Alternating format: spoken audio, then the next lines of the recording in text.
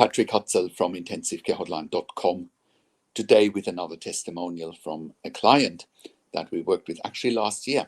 And he sent me an email today, and I want to read out the email so you can see what results and outcomes you will get when you work with us one-to-one when your loved one is critically ill in intensive care. Now, before I read out the email today and the testimonial, if you find value in my YouTube videos here, I encourage you to subscribe to my YouTube channel, click the like button, click the notification bell, share the video with your friends and families, and of course, always comment below what you want to see next or what questions and insights you have from the videos. That'll help me create better content, really tailor-made for you and what you want. Okay, let's read out the email from Tony, who we worked with actually last year. Hi, Patrik. I hope this email finds you well. I'm not sure where we exactly left off and whether you recall my father's particular case. Tony, I do recall your father's particular case. My father's name is, and I'm keeping this anonymous here, I'm not going to read out names here. And I had been in contact with you at the beginning of last year when my father was hospitalized with pneumonia, then later put on mechanical ventilation for 2 months. The doctors told us that his chances were not good. I guess I have heard that before when the doctors are telling you the chances are not good. But we know what happens when you don't give up. I want to tell you that my father survived. He eventually woke up and was taken off the ventilator. However, he subsequently was given malaria-infected blood during a necessary blood transfusion, and he was readmitted back to ICU. This started another process of fighting for survival. Eventually, he was sent to another hospital that specializes in infectious disease, and they were able to treat his malaria with strong antivirals. Altogether, he required a lot of therapy, dialysis, hospital visits with different specialists to rehabilitate, and although fragile, he is alive and well today. I'm not sure if I ever had the chance to update you on his condition, and I apologize if I didn't. It was really a hectic ordeal, and I got lost in the thick of things. My family and I want to give you our utmost sincere gratitude and appreciation for providing the support you did throughout what was one of the most critical periods of all of our lives. The guidance you were able to provide and also stepping in to talk with the doctors was incredibly supportive and immeasurable. We cannot thank you enough for everything.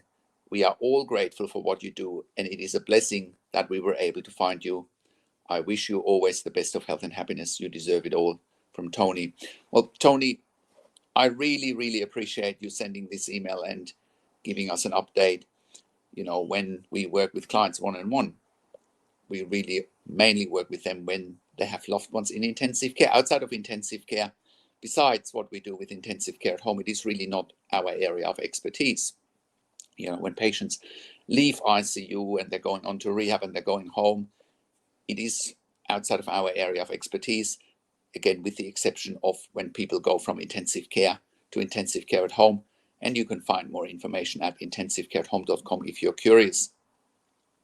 But I really appreciate your email here, Tony. And I can only say what I've been saying for the longest. Don't let the negativity from intensive care teams bog you down, because the negativity is driven from an agenda.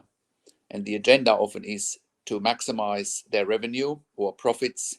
The agenda is to empty intensive care beds as quickly as possible, whether that's by letting people die or whether sending them, you know, in the US in particular to LTAC, you know, and you have to read between the lines. You have to understand intensive care inside out to understand all the moving pieces and also anticipate what the next moves are. If you don't know any of that, you'll be lost. And I've made countless of videos about that when people come to us when it's too late.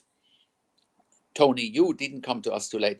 You obviously saw the writing on the wall, and you knew that you were out of your comfort zone, and you knew that you needed help, and you've gotten the help you were probably praying and hoping for. So that's my testimonial for today. If you have a loved one in intensive care, go to intensivecarehotline.com and call us on one of the numbers on the top of our website, or send us an email to support@intensivecarehotline.com. I offer one-to-one consulting over the phone via Skype, Zoom, WhatsApp, whichever medium works best for you. I talk to doctors and nurses directly.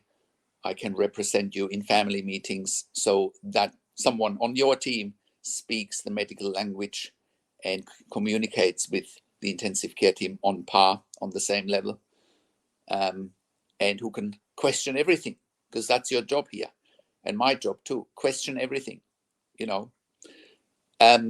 Now, also have a look at our membership for families in intensive care at intensivecaresupport.org. There you have access to me and my team 24 hours a day in a membership area and via email, and we answer all questions intensive care related. And we also provide medical record reviews in real time, so you can have a second opinion in real time. Please contact us for that as well.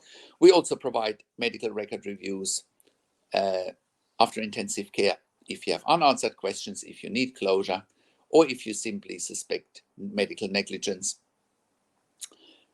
And thank you for watching. And again, if you're finding value in these videos, please subscribe to my YouTube channel, click the like button, click the notification bell, share the video with your friends and families, and as always, comment below what questions and insights you have from these videos, and comment. Thank you so much for watching. This is Patrik from intensivecarehotline.com, and I'll talk to you in a few days. Take care for now.